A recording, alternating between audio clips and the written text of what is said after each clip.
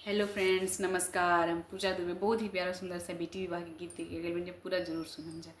शंकर रौरी गलिया जी पापा, शंकर रौरी दुआर आहथिया हे पियास ले पापा, पोखरा दाना खनावाई।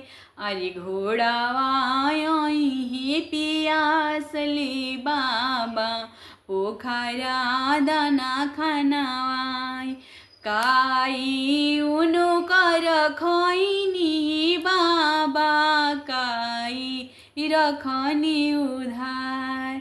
आकना करने बाबा, साजन छिकले दुआर। आकी कारा करने हो बाबा,